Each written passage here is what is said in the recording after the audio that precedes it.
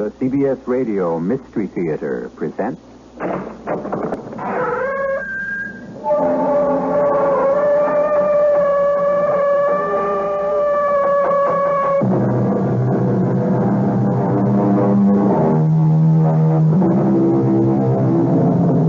Come in.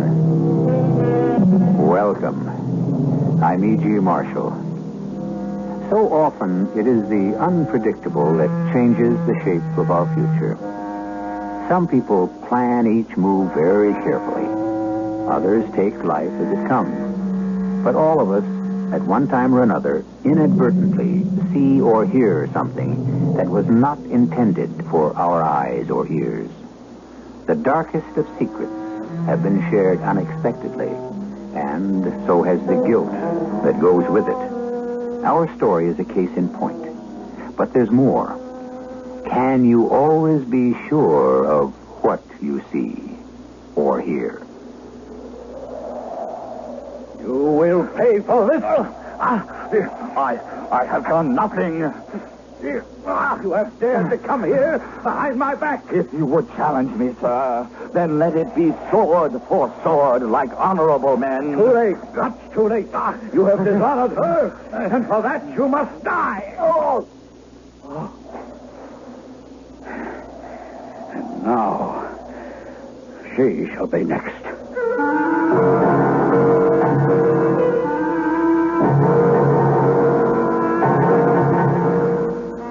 Mystery drama, What the Shepherd Saw, is from a short story by Thomas Hardy, adapted especially for the Mystery Theater by Elizabeth Pennell, and stars Russell Horton.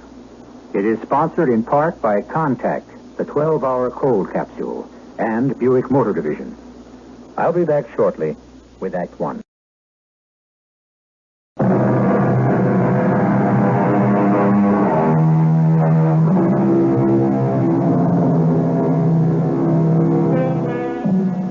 On the Salisbury Plain in Wiltshire, England, is a mysterious ruin, a stupendous collection of upright stone slabs and lintels laid out in a ceremonial pattern. It is called Stonehenge, and archaeologists date the earliest remains as far back as 2000 B.C. There is evidence that the largest, or Hailstone, came from Marlborough Downs, some 20 miles to the north, where natural outcroppings rise from the ground. And as though it were a pattern for Stonehenge, you will find here a trilithon, 3 oblong stones in the form of a doorway, a ruin known as the Devil's Door. There are tales of strange happenings and apparitions hovering over this eerie place. One was prompted by an occurrence in the 18th century, but I'll let William Mills tell his own story.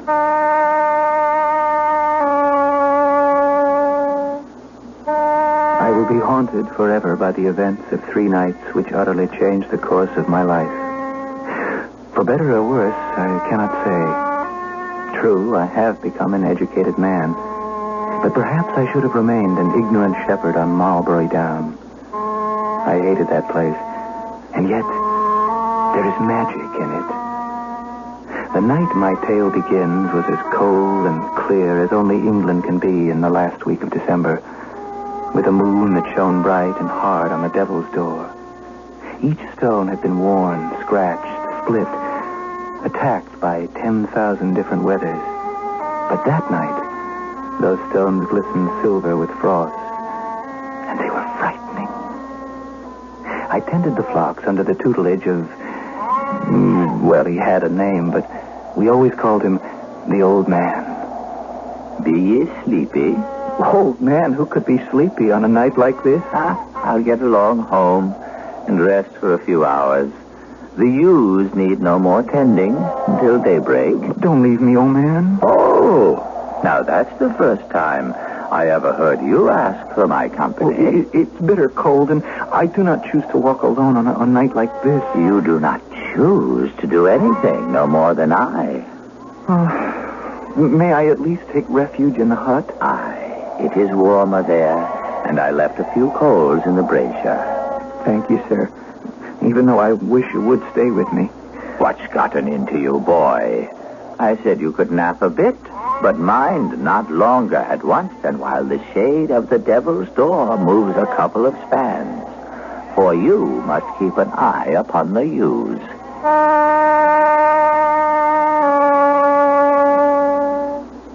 He left me, and I made my way to the hut, a short distance from the devil's door.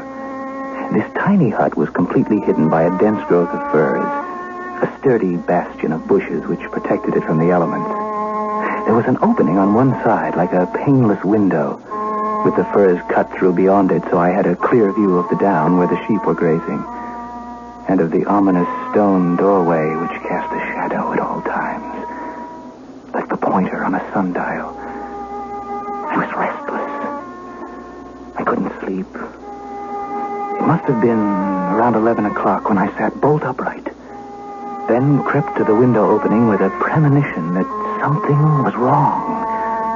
Not a sound from the sheep, but in front of the trilithon, stark in the moon's glare, stood a man. He was slender, dressed in black. I was overwhelmed by the sight of this astonishing presence in such a lonely spot. My astonishment doubled, for a second figure glided across the plain. This time, a woman. A figure of elegance wrapped in a long fur cloak. You have come, Harriet. You summoned me? But why, Fred? Why? Oh, my dearest, it has been so long. Let me hold you in my arms. No. Fred, please. I have come here, yes, but not for that. How long I have dreamed of this moment. Fred, let me go. How did you get here? You wrote that you were in the provinces, across the ocean. I have seen many lands and many faces since I last walked these downs. But always I have thought only of you. Oh, I'm flattered. But surely there's some other reason why you've called me here so strangely. Yes. I have heard that the Duke does not treat you well. Oh, he's sometimes hot-tempered, but for that he should not be condemned. I have heard that he speaks roughly to you. I have no right to question the character of my husband. Why, you don't even know him. Harriet, dearest, is this fair or honest? Your life with the Duke is a sad one. You know nothing about the way I spend my days. My life passes quite pleasantly. Pleasantly? The world should be spread at your feet for the beauty of your face. Don't speak like that, and don't stare at me so. Yes, you are a duchess, and I am no more than a soldier of fortune. But it is not impossible that I may be able to help you. I did not call on you for help. You summoned me. Well, if that's all you have to say, I see now that I should not have come. It was foolish and impulsive of me. If I weren't a gentleman, I would take you away with me. I could do it, you know, to save you from the Fred, hell. let go of me. At this dramatic moment, the wind took their voices away, and when next the man spoke, it was in dull, flat tones. Very well. I see you are dead and lost to me. Then let it be that way, and set me free. As I once loved you, Harriet, I love you now, more so than ever. But you are not the woman you once were. So be it. I will never see you again. Oh, Fred, there's no need to take such a tragic tone. Things have changed, except that you are my friend. So why shouldn't we meet? When? I don't know. I would not be here now, except that the Duke is away from home. When will he be back? The day after tomorrow, or the day after that. Then meet me again tomorrow night. Oh, no, Fred. I am here out of pity. Because in your letter you sounded so forlorn. I believed you were the one that was in trouble. I have traveled 2,000 miles just to assure myself that you are all right. You must see me once more. I repeat, I cannot. If anyone should find out, there would be slander and heaven knows what. Then tell me two things. That you did love me once, and that your husband is unkind to you often enough to make you think of the time when you cared for me. Yes, I confess to both. But owning to them shows a weakness in character, and I would not want you to infer that I could ever resume our old relationship. There is so much more I must tell you. Will you come once more? Oh, feel very persuasive. One final goodbye, then. I will meet you tomorrow night or the night after. Now let me go. They parted, with the Duchess hurrying toward Shake Forest Towers, the mansion which dominated the countryside. The man watched until she was out of sight, and then set off in the opposite direction. Silence and emptiness. I was uneasy with a nameless fear. And then, I knew why. From the shadow cast by the Trilobon stepped another figure. I could not see his face, for he wore a visored cap. A stocky person, booted and spurred, obviously a horseman. He marched toward the spot where the two had held their tryst. I was terrified for fear he would discover the opening. But he stopped and walked heavily back to the Devil's Door. Then I could see the glint of the object he held in his hand, a long and shining dagger which he pointed meaningfully in the direction the first man had taken. Sheathing the wicked blade, he strode off, and soon I could hear the receding beat of horses' hooves. I trembled at the implications of what I'd seen. Of course, this second man had been witness to the meeting of the Duchess and the man named Fred. I was leaning against the sill of the opening, mesmerized when I heard the sounds and the shouts of the old man. Bill Mills, come here at once. Oh, what's happened? Why have you returned so soon? It's too early for you to be back, The sir. sheep, lad, the sheep. I tossed and turned on my bed, but you were the one who was sleeping. But I have not shut an eye. Ah, a shepherd you call yourself. Look at the flock. Something has disturbed them. I give you my word. I have been watching. Yonder lamb has strayed from its mother. Go after him, Bill. And the old ewe has twins. Light your lantern and bring it to me. The moon is getting low. I scrambled, rescuing lambs which seemed to be straying in all directions. Surely they had not been like that before. Had I been too preoccupied to notice their distress? Or had the sheep, too, lain still in the presence of unexpected visitors? This is not like you, Bill.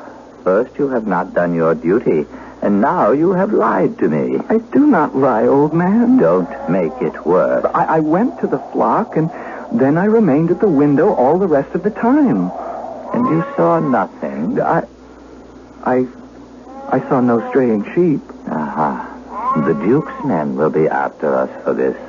After us for what? For not doing our duty. Sir, not a sheep has been lost. No thanks to you. I promise not to let it happen again. You can keep that promise. Tomorrow night. But I wondered if I could. Other promises had been made. And who knew what I might be witness to on the following night? Or the one after that.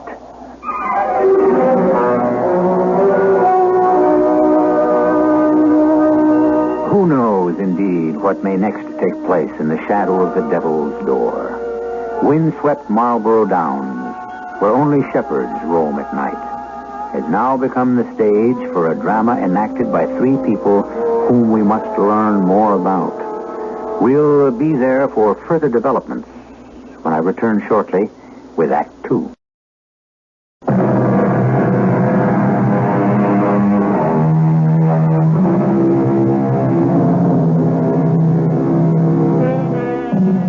The second night, like the previous one, was cold and brilliantly clear, and the massive Devil's Door glistened with silver frost.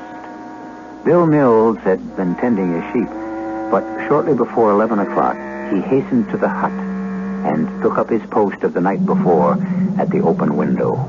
And he did not have long to wait, for almost at once came not the couple whose words he had overheard, but a rider on a galloping horse. Beyond the Devil's Door was a gully and a stand of furze bushes much like the one where I was hidden. Now I knew why I'd not seen the horse last night. The horse and rider were blotted out completely before the man emerged alone from behind the dense bushes. And as this short, heavy-set figure moved into the light of the full moon. I gasped at my earlier stupidity, of course. It was none other than the Duke himself. The man on whom my livelihood depended, the ruler absolute of our community. I'd only seen him before at great distances. And now, he was walking directly toward my hideout. He would find me, and heaven knows what would be my fate. This time, he would discover the way that led to the door. I quickly burrowed under a pile of straw in the corner and tried to lie as still as the dead. I felt like an insect about to be stepped on by a giant's foot. Hello? Oh, anybody in there? Yes, this should suit my purposes nicely. When they come, I'll be ready. I was scarce breathing, but the heavy breath of the Duke and his mutterings assured me that he was too busy to pay attention to any stirrings from my corner. A nightly meeting. I must surprise her before she comes.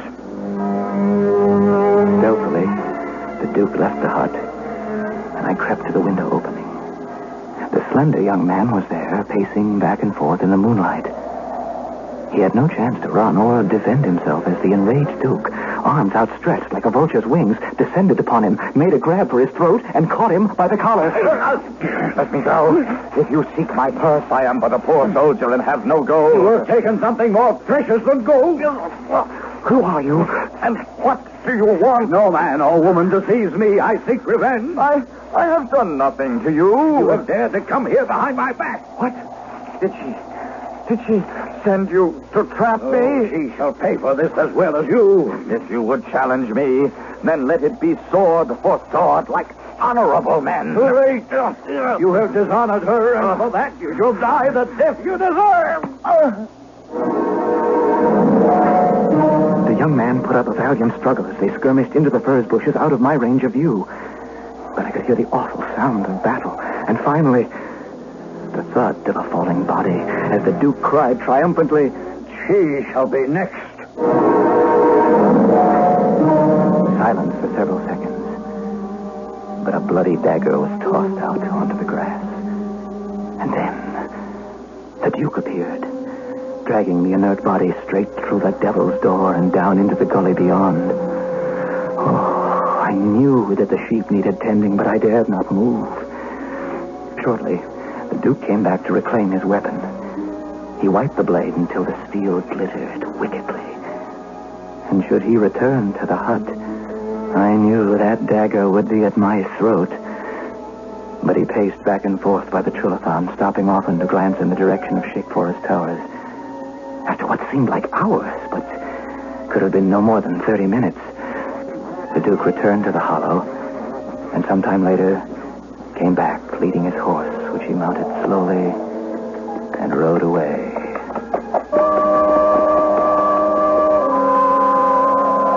I was in a panic.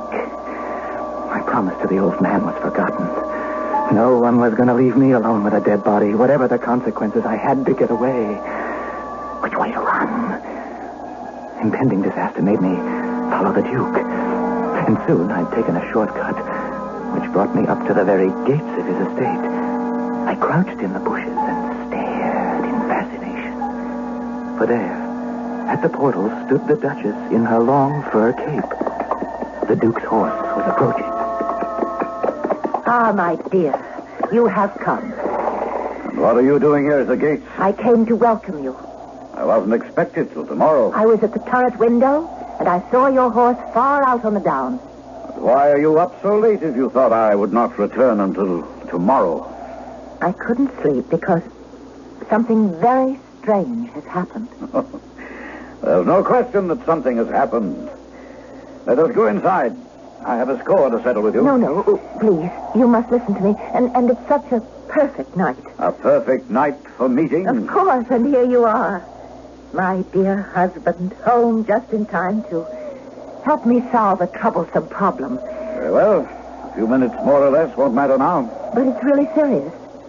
My cousin, Fred Ogborn, Captain Ogborn as he is now, was a great admirer of mine when he was a boy. My dear, you have far too many admirers. We were children who played together. I was 6 years older. He was absurdly fond of me. I had not seen him for many years, and I'd quite forgotten about those old times. Then why must you bring it up tonight of all nights? Why? Because of what has happened. The day before yesterday, I received a mysterious note. It came from Fred. He begged me to meet him at once. What he had to say in his note frightened me out of my wits. He threatened you? No. He recalled our early friendship. And then he wrote something like this. If my life and future are of any concern to you at all, I beg you that you will grant me my request. What did the man want? He requested that I meet him at 11 last night by the Druid Stones and Marbury Downs. He dared ask you to go there alone? But the tone of his letter was so distraught, I thought I... Only a fool would answer such a request. And besides, I don't believe what you're telling me. They had walked almost beyond the range of my hearing, and I was hanging so closely on every word that I must have become careless. For the Duke broke off suddenly and looked in my direction. What was that? It's only Hero. Oh, yes, he's rubbing down. I'll call the stable boy and we'll go into the house. Well, wait, no, dearest, not yet.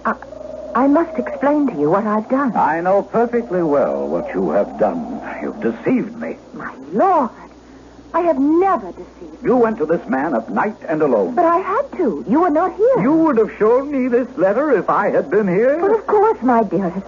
And you've not heard the rest of it. Well, go on. He said that his entire happiness depended upon seeing me again. And you were all too willing to believe him. Well, of course I believed him. This is too much. The hour is late and I'm weary. Dearest, let me talk a moment more.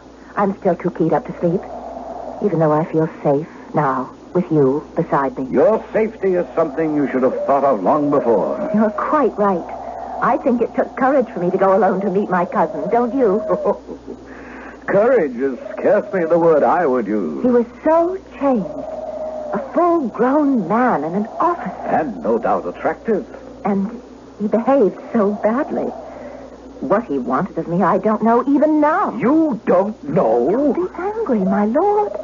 I went there to help him. And so you fell into his arms. Oh, how can you imagine such a thing? His manner was disgraceful. I held out my hand. He grabbed me around the waist. I was at his mercy. I protested until he calmed down. And then he persuaded you Well, he was incoherent. His words were so strange that I knew I should never have come, and I attempted to run away. Why didn't you? Well, I tried. He grabbed me again. I pleaded with him to let me go. And he said he would do so, if only I would give him a promise. Oh, what sort of promise? That I would meet him again, either tonight or tomorrow night. So that's where you were going when you said you would come to meet me. Oh, no, my lord. I had no intention of meeting him tonight. How can I be sure of that? He asked me to be there at 11 o'clock. Oh, what the devil are those sheep doing all over the hillside after midnight? They act as though they're frightened. And they're running everywhere. Where's the shepherd? Shepherd! Old man! Where are you? Look, out there. Someone's rounding them up. But it's not the old man. Boy! Your Grace? Come here. Come here. Get these sheep away. I'm sorry, Your Grace. I've never seen these animals up here before. Why are they running all over my hillside? Well, I'm sorry, Your Lordship. I must have fallen asleep. Where do you come from? Over yonder. In which direction? I live over there, beyond the bonfire. It must have been the flames that awakened me. Then these are not the sheep of the old man. Oh, it's the very same, my lady. But he lives down below near the Devil's Door. Tell me, shepherd, do your sheep graze by the Druid Stone? Only when the grass is high. Did you say the grass is high tonight? Oh, no, my lord. Oh, the night before? No, not then either, my lord. If I don't round up my straying flock, the old man will never forgive me. All right, get these creatures away from here. And I warn you, boy, if you and your old man do not pay more attention to your duties, you'll hear from me. Oh, one moment more. I'd like to question the boy. You are coming with me, and you are coming now.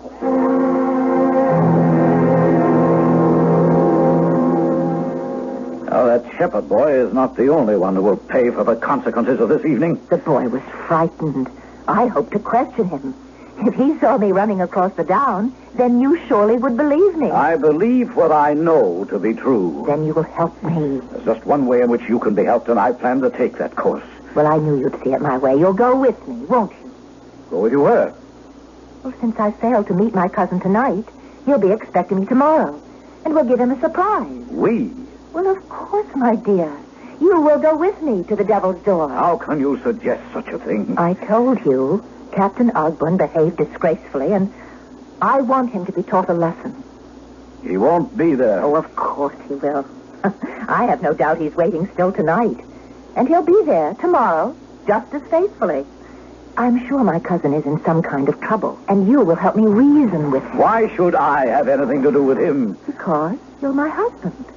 And aiding my kinsman would be no more than human kindness. Oh, that's a most extraordinary request. Then grant it to me, out of compassion. I will go with you for only one reason. To prove to you that your cousin is not the faithful admirer you take him to be. I expected the old man to unloose his rage when he found me with the flock in total disarray. But he was grimly calm and unquestioning. I wanted to run far away, and I would have if there had been anywhere to go. I must plan my escape somehow, for I could not tolerate spending the lonely nights of the future so close to a moldering corpse. Nor could I tell anyone what I'd seen.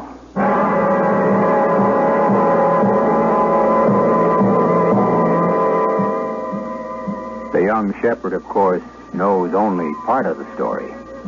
He has already been witness to a clandestine meeting and a crime. He has also heard the Duke vow that his wife will be next.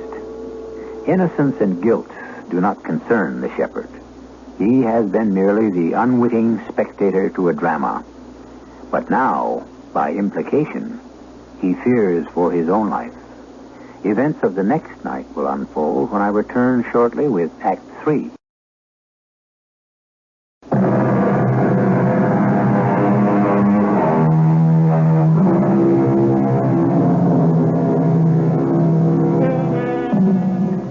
Is the Duchess as innocent as she would have her husband believe?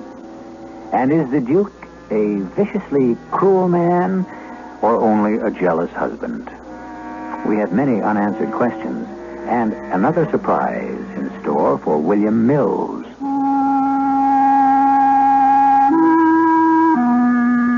The next night, when a lamb strayed to the very shadow of the trilithon, I hastily retrieved him, glancing in fear toward the hollow beyond. I more than half expected a ghost to rise from the ground, a grisly apparition. With the lamb in my arms, I was heading for the hut when two figures came into view across the down. There was only one place to hide, in that terrible depression in the ground where the body was hidden.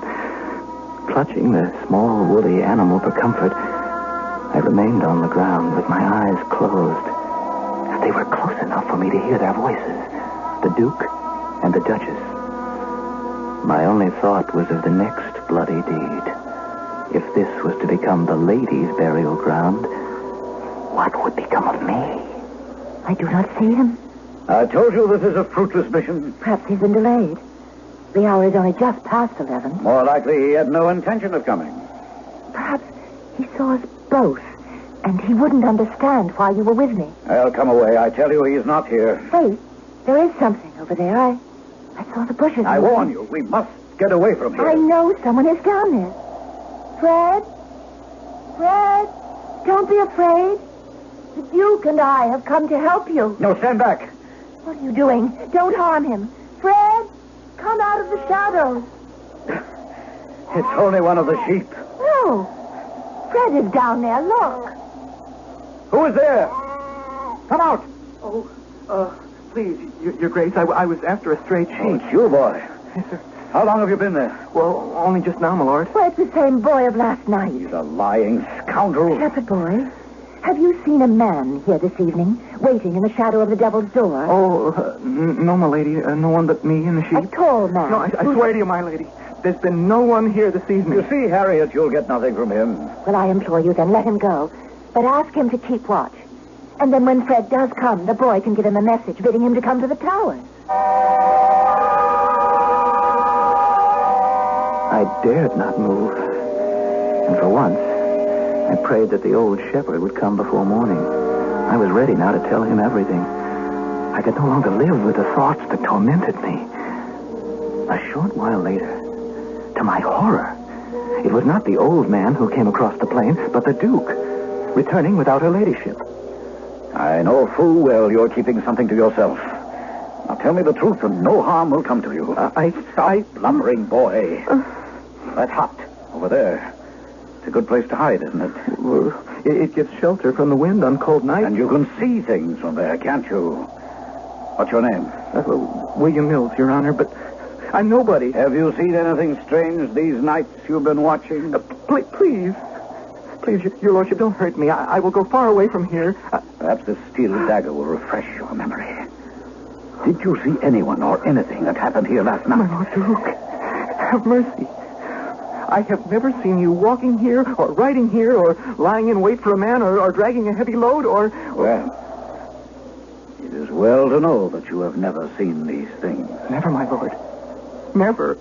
So which do you choose? A repetition of those same things now? Or to keep a secret all your life? Oh, I promise to keep the secret, my Lord Duke. And what assurance do I have that you can be trusted? I beg your grace. Try me. Very well. Something about you is above the ordinary youth. Perhaps I can make your life easier. Oh, anything. I'll do anything you say, my lord. And you must change this smock for a real cloth jacket. And those thick boots for polished shoes. Oh, gladly. And you shall be taught what you have never yet heard of. And be put to school. And made a man of. I shall obey your every order. Very well. Come here to the Druid stones. And kneel down. Anything you bid me to do, your grace. This was once a holy place. An oath sworn here is doubly an oath. I will swear it, my lord. And say this after me. May all the hosts above, angels and archangels, punish me. May I be tormented wherever I am, in living and dying, and for always, if I ever speak of what I have seen done on this mulberry down. Amen and amen. Then, kiss the stone. I repeated the words and kissed the stone. And that night, I slept in Shake Forest Towers. And the next day, I was sent away to begin my studies in a remote village. For 22 years, I kept my vow. I was a steward now for the Duke. And although I lived alone in a house apart from the towers, one evening, I received a mysterious summons. My destination was a well-kept cottage where I was greeted deferentially and led to a back room. The bed held an emaciated man whose ancient, weather-beaten face looked vaguely familiar. It is you and you alone I would speak to, Bill Mills. Very few people know my name.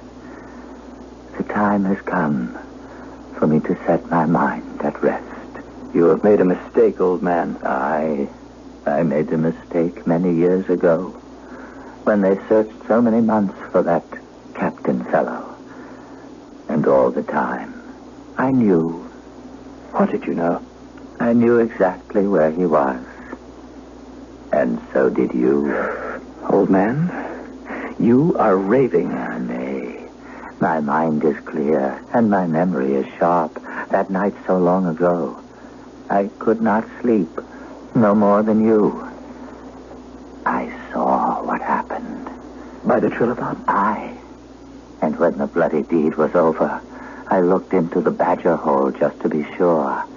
And the body was there for all these years, without a stone to mark the grave. Why did you not come forward? I am but a poor peasant like you, and I could not betray the Lord Duke, my master. Then why do you speak now, so many years later? Because I would free you from spending the rest of your life bearing the burden of this guilty knowledge. Old man, you make it even more difficult. I think not. My voice grows faint. Come closer to the bed, and I will tell you what I have done.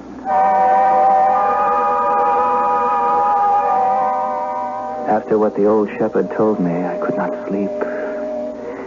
My past had opened wide. The long years spent so furtively in spite of creature comforts. Next day, I dared express myself man to man to the Duke. Never before had I gone so boldly into the library without knocking. My patron had long since lost his heaviness of build. Indeed, he was almost a skeleton. His white hair was thin, and his hands were nearly transparent. Oh, it's you, Mills. Well, sit down. You look concerned. Old times have come to life. Old times be cursed. To which old times do you refer? That Christmas week 22 years ago when the late Duchess's cousin Frederick implored her to meet him on Marlbury Downs. It was just such a night as this. And I saw that meeting, as you know. She met him once, but not the second time. Mills, shall I recall some words to you? The words of an oath taken? In spite of my sealed lips, the truth will be known. I tell you, I wish to hear no more. No fear of treachery from me. I am a man to whom you have been kind. But tonight, I learned all our caution was to no avail. I did what I had to do to protect my Duchess. Do you think for a moment that she ever guessed? She never did, I'm sure, to the day of her death. Then nothing else matters. Oh, but something does. You have not heard me out. What is that bell tolling for? Who's dead in the village? That's what I came to tell you. The oldest man, the old shepherd. Dead at last, huh? How old was he? 94. And I am only 70. I have 24 more years. My lord, I learned this evening that the old man shared our secret. I don't believe it. Not unless you broke your oath. He was there, on the down, all the time. But I did not know he was there, nor did you. Nor did anyone else, and now the man is dead. Why do you torture me with memories? 2 hours ago, the vicar went to see the old man. And to him he confessed all just before he died. I will see the vicar at daybreak tomorrow. To what avail? To stop his tongue. Till I am dead. Like the shepherd.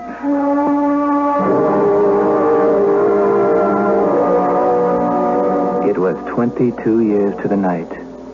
And for the first time in all those years, I walked over the down to the devil's doorway. As always at that season of the year, the full moon blazed nearly white, and the ancient stones glittered with jewel-like frost.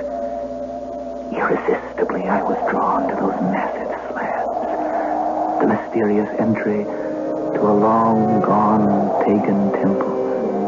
And then, from the direction of Shake Forest Towers, I saw a ghostly figure crossing the plain below. It was the Duke, looking like a sleepwalker, clad only in light dressing gown and slippers. I pulled myself into the deepest shadow, and as he drew near, I knew that he was not asleep. His eyes glittered, and he went purposely to the gully behind the stones. After creeping to the edge, I could remain silent no longer, for the Duke was crouched, inhumanly, digging in the ground. Stop it, my lord. My lord, this is madness. Then help me, Mills, help me. We must destroy the evidence. I doubt if much evidence is left, but whatever is there cannot be dug with bare hands. Get me a shovel, then, and hurry. My oath does not hold me to this. My orders will be obeyed. Not to the point of desecrating a grave. Then I have a better plan. Replace this earth and be at my gates in 2 hours, prepared for a journey. A journey, my lord? I'm sick to death of your asking questions. Do as I say. I knew my destiny was forever linked with the Duke's, and I must do his bidding. It was near daybreak when I approached the massive portals of Shake Forest Towers. But no horses were waiting. The gate was locked. And then a servant carrying a lantern hurried down the pathway from the house. Oh, Master Mavis, I'm glad you've come. Where are the horses? What horses? Well, his lordship said they would be ready for our journey. Then you don't know of the terrible tragedy. Oh, I've come to meet the Duke. But his grace is dead. How can that be? Come into the house, Master Mills. The vicar will tell you. I want to know at once. Well, sometime during the night, his lordship left his room. He went out in the cold without a word to any of us. Go on. And wandered around who knows where, enough to catch his death of cold. Oh, come, sir, into the house. It's a bitter night. Where is the Duke? On his bed, where they placed the body. Talk sense, man. What has happened? Well, his grace returned some 2 hours since and climbed into the second story, lost his balance, and fell downstairs. We tried in vain to revive him, but he never breathed again.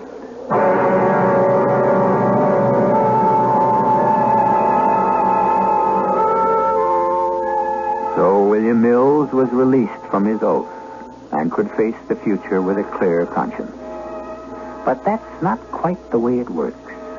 Those 22 years had taken their toll, and guilt by implication never really set him free.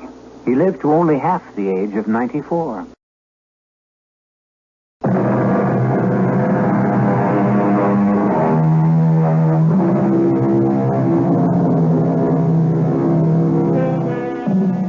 As we said at the beginning, an innocent witness may become a participant simply because he is there at a certain time and place to see and hear things never meant for his eyes or ears.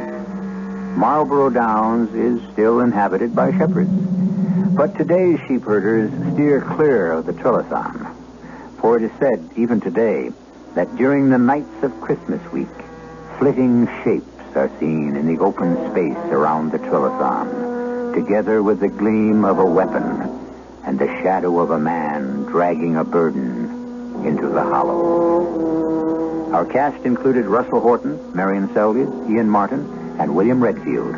The entire production was under the direction of Himan Brown.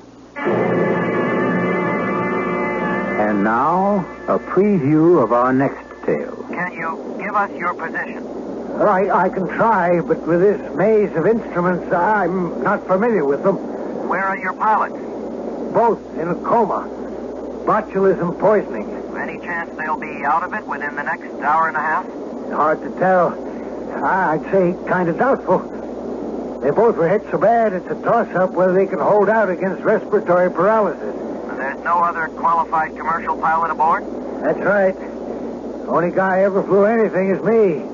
And then it was just a little old one-lung Cherokee prop you flew by the seat of your pants. Well, if you can fly a Cherokee, you can fly a DC-9. You're going to have to teach me, brother. And I sure hope you can in the next hour and a half. Because if you don't tell me how to bring her down, I guess we're just going to head out over the Pacific and drop into the sea. Radio Mystery Theater was sponsored in part by Anheuser-Busch Incorporated, brewers of Budweiser. This is E.G. Marshall inviting you to return to our Mystery Theater for another adventure in the macabre. Until next time, pleasant dreams.